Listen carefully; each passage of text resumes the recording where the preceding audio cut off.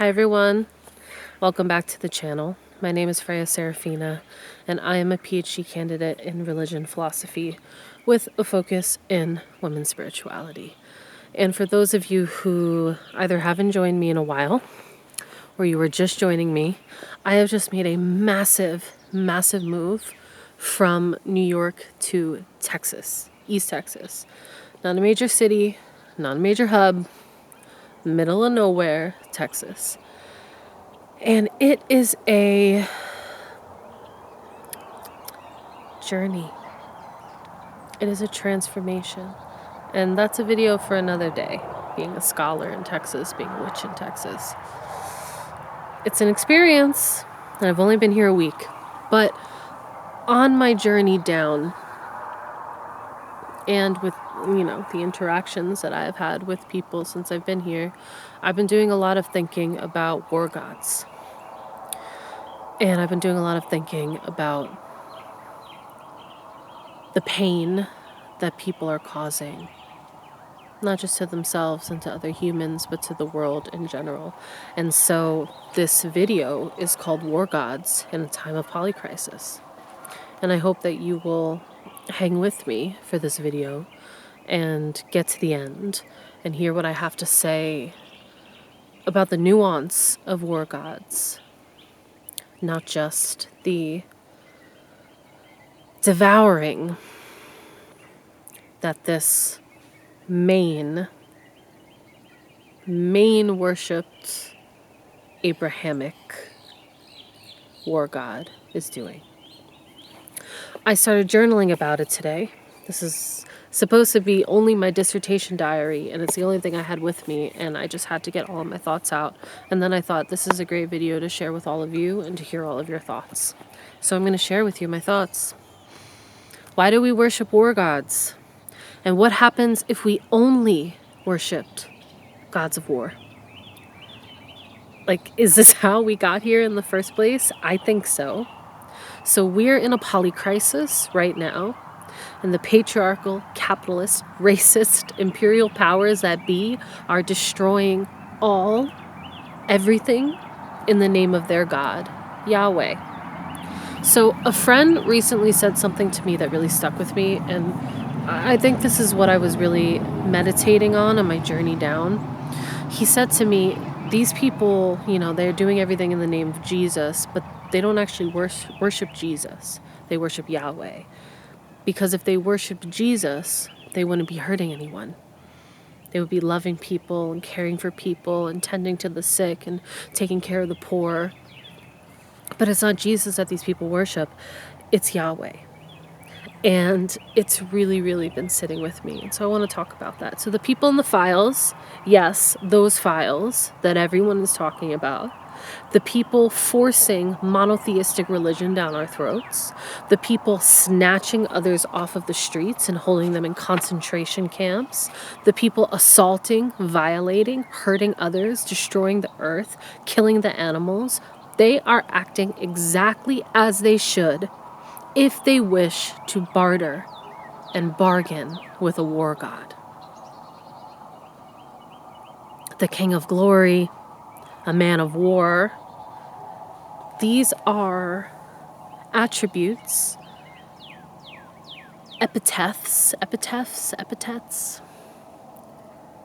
attributed to Yahweh.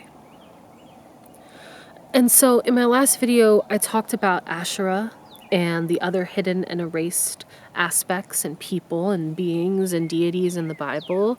And today I wonder aloud how a lower war and weather god, a lower, lesser war and weather deity was exalted to the sole King of heaven. And I answer my own question through death, destruction, sacrifice, and conquest. So have you ever heard the concept, what we focus on or what we worship brings that thing into existence? Yeah, that's where I'm going. Because it's, people use that same sort of concept of manifestation, and I think it's a little bit different here.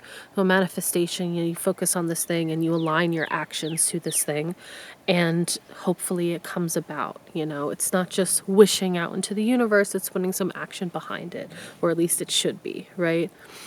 I do think they're similar, but not the same. We birth the gods into being in some way, some aspect. We name them within our understanding of our own language. We attribute qualities to them based on our environment, what we find valuable, what we worship, what we think is worthy, what we need, maybe. And, it's a whole other video about what we encountered maybe in the beginning, but that's a different video. So I'm thinking, why would we want to manifest this kind of being into being? So if a people were being subjugated, or a kingdom wanted more power, more dominion, more land, more, whatever it is, what would they do? Appeal to a deity or any power that could get it for them? Is this always a terrible thing? Probably not. I don't think so. When Enheduanna, for example, was thrown from the temple and outside forces took over she appealed to Inanna. She lamented and she cried out for Inanna to remove these usurpers from her temple and her land, and she was successful in her plea. I'm sure the other guys weren't so happy about it, but Inanna never pretended that she was the only goddess that existed, that none others existed, and that you could only worship her. She didn't, and Enheduanna never pretended like Inanna was the only goddess, the only deity that existed either. She just worshipped her, well, based on what we have remaining, she worshipped her most fervently, as do I. So what happens when we make a bargain with a lesser god? A power-hungry war god who is then exalted to be the most high? Wow. What a transformation. What honor and worship took place to enact this glorious change? What did they offer in return for the land given to them? What was the bargain? And in what ways are we still, largely unknowingly, paying for it? What violence is justified in fulfillment of this exchange? And who can we call on to help us break the goddamn contract? What strikes me as interesting when I look at pagan, broad term, pantheons in general, is the balance. It's the balance that we've lost. It's power holding power in check that we don't have with this exalted, most high, only one God who can do everything and anything, and most of what he does is conquest and terror. So I'm not arguing that war gods are the big bad problem in and of themselves, even if I'm not a proponent of war, which I'm not. But where we have war gods, we also have fertility, peace, poetry, death, darkness, love, etc., etc. You get my point. We have multiple expressions of humanity, of life, of death, of rebirth, of cycles. War and weather makes me think of Thor, for example. Storms make me think of fertility, actually, of the regeneration after the destruction of war. But what if we erase that regeneration element? Or what if we decide who and what is worthy of having life again? What if it's all war, death, sacrifice, stealing, and lack of empathy? What if we fail to see the humanity in others? What happens when we erase the balance? Polycrisis. That's what happens, polycrisis. This present reality happens when your whole religion becomes a warrior cult devoted to conquest. We get polycrisis and continuous suffering. So what can we do instead? Well, we can do a few things on a practical level, but I'm sure you've seen plenty of recommendations from activists and community leaders online, so keep all of that up, please. But I'm here to talk about spiritual warfare, because it is a war. This is a war that we're in. But I'm also going to offer balance and counterbalance, checks and balances to the war aspects. So, reminder, especially from my last video, Yahweh said not to worship others. Not that there weren't others. So, let's worship some others. I've got a list for you of recommendations, but please do find your own as well and what calls to you. Poseidon, god of the sea and earthquakes, floods, droughts. Bring a flood upon them, bring a drought upon them. Attack them and their ships at sea. Horus, kingship, protection, vengeance, healing. Epidemic, a Nubian lion-headed warrior god, creator, fertility. Anahi, a Persian goddess of fertility, water, health, healing, wisdom. Reshep, Syrian, god of war and plague, but also a protective healer. You see, this is what I mean when we look at older pantheons, indigenous, pagan, and otherwise, we get a sort of balance. Like Poseidon, he's the god of the sea, and also earthquakes and droughts. Horus, kingship and protection, but also vengeance and healing, right? When we look at Epidemic, this is a lion-headed warrior god who also has aspects of creation and fertility. Anahi, health, fertility, healing, wisdom. It's not just like, here's this one thing, right? Zababa, strength and prowess. If you need a little bit of extra of that as you do your workings. Afua, peace, fertility, love, procreation, truth, the lush earth. Harmonia, harmony, martial unity. Harmonia is the daughter of gods of love and war, representing the balance between these forces. And as I said, what I've noticed in my research is that these war gods tend to have other attributes. Wisdom, truth, fertility. There's like a balance within them.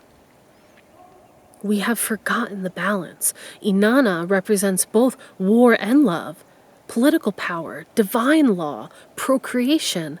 Freya, war, love. You get me? Many have consorts who help balance the scales if they don't have that balance within them.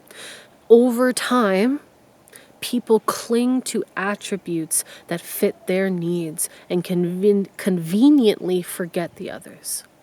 And in doing so, we create worlds and people who cannot hold the nuance or the balance. We create destruction, chaos, violence, and war. We forget that we can embody all of these attributes and bring justice to victims and punish violent perpetrators. And the time to stop forgetting is now. So here's your task. Okay, here's your task. Call upon the ancient gods that Yahweh would have known, would have been familiar with. Research the gods of these regions, okay? I have some names on the tip of my tongue. Canaanites, Hittites, Sumer, Babylon, Mecca. Call them forth. Ask them to remember. Worship Asherah instead. That'll really piss him off. And I wouldn't normally tell you to worship outside of your lineage. If you watch like any of my videos, you know this to be true. So if these regions don't pertain to you and that feels a little sticky, I understand. Always do what you're comfortable with. And also, we are in a polycrisis. And these beings of these regions, of the region that would have known Yahweh, for Yahweh to slip off the tongue, that these gods and goddesses would also have slipped off the tongue, I really truly feel that there is some power there. That these beings are not called upon enough or anymore. And Yahweh was so pissed at Asherah, he was like, you better burn every icon, symbol, tree. I don't want to see that shit. Let's show him that shit. Let's do it. Okay? Okay? The colonial patriarchy does not give a fuck about your ethics right now. They really do not. So remake your altars. Bake cakes for the Queen of Heaven. Dance, sing, craft, work spells to destroy him. Become the warrior needed to defeat the war god. He has reigned for far too long, and it will not be easy to destroy him. This isn't going to be a one and done. And just like the Tower card, prepare for the destruction because it will not be pretty. Polycrisis is not pretty. War is not pretty. Depravity is not pretty. And as you work on the war god, create your balance. Create peace in your life and the lives of others. Donate time and resources if you can. Volunteer at soup kitchens. Shelter your neighbors. Provide childcare. Tend to your gardens. Exercise and move your body. Call your senators. Tell someone you love them. Rescue animals. Clean up natural spaces. Support local businesses. Educate yourselves. Say no to frickin' AI. And love your body and yourself. Cut back on your vices. Keep building your altars and working your spells to destroy the war god. This is urgent. His conquest and polycrisis has gone on for far too long. This is your call to action. Embody the balance. I believe in us all. I really do. We are not doing enough. And as someone who knows what it is to have their resources stretched so thin that they have to move away from the home they have always known, and is lucky enough to have another, I do not ask this of you lightly. We are in danger. Everything you see on TV, everything you see on social media, on the news that's happening over there, it's no longer happening over there. ICE might not have made it to your neighborhood yet, but there is nothing protecting anyone anymore. The government is corrupt. Our institutions are corrupt. And sure, you can do those practical political movement-y things. I'm not saying that you shouldn't. But there is also religious and spiritual warfare taking place because the imperial, colonial, conquesting patriarchy made a bargain with a lesser war and weather god.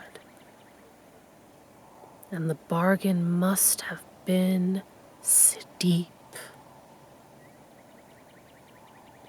If you look back in history, ancient Egypt is a really great example because we have so much documentation. Gods and their attributes are sort of transforming from place to place. They transform all the time.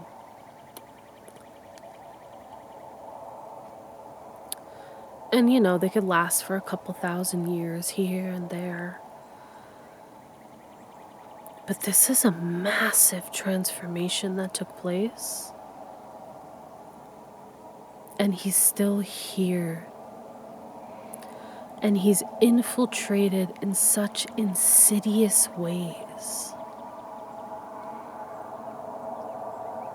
And because we have been so numbed and beaten down and taught that believing in more than one god or believing in a goddess is a horrible thing. Sprinklers just came on as I said goddess. Because we've been taught that, I gotta move the camera.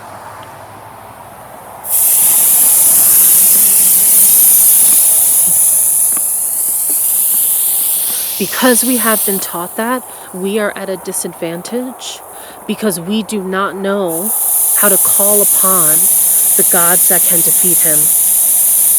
And that is what I'm tasking you with. And those sprinklers are my cue to end this video. I would love to know in the comments who you're calling upon and how.